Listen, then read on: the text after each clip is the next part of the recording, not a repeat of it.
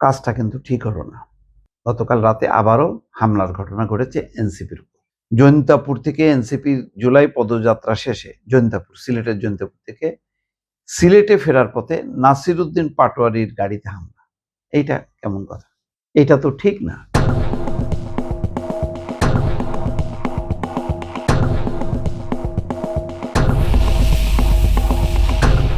আমি তো বারবার বলি যে এই নাসিরউদ্দিন পাটোয়ারির তার যেই উদ্ধত আচরণ, কথাবার্তা, সেগুলো দেখলেই রাজনীতি সম্পর্কে, তরুণদের সম্পর্কে আমার বিরূপ একটা ধারণা তৈরি হয়। এবং আমি তীব্রভাবে বারে বারে প্রায় বলা যায় যে মাসে ২-৪ বার, ৫ বার, ১০ বার আমি এই আলোচনাগুলি সামনে আনি। কারণ তরুণরা যেখানে ভবিষ্যৎ, তরুণরা যেখানে সমাজ পরিবর্তন করবে এবং রাজনীতিটা তারা গ্রহণ করেছে, তারা সাকসেসফুল হবে। কিন্তু দেখেন ককরোচ জনতা পার্টি, এদের কেন্দ্রীয় নেতারা কখনো কি গালাগালি করে? তারা মার খায়, মার দেয় না। এই যে একটা মানসিকতা দিয়ে আজকে সারা ভারতের মানুষের মন জয় করছে।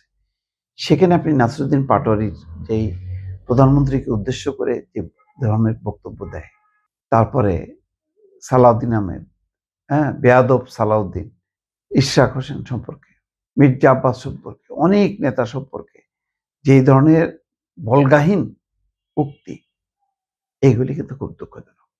কিন্তু তার মানে এই না যে তাদের সবার সমাবেশে বাধা দিতে হবে।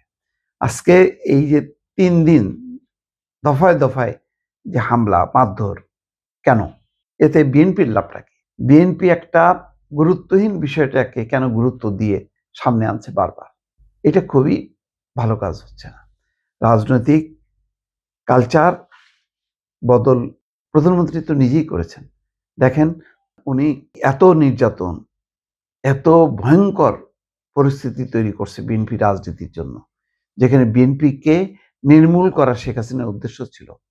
আজকে দেশে ফেরার পর থেকে এই পর্যন্ত উনার মুখ থেকে শেখ হাসিনার নাম শোনা গেছে? বা অন্য কোনো নেতাদের নামে?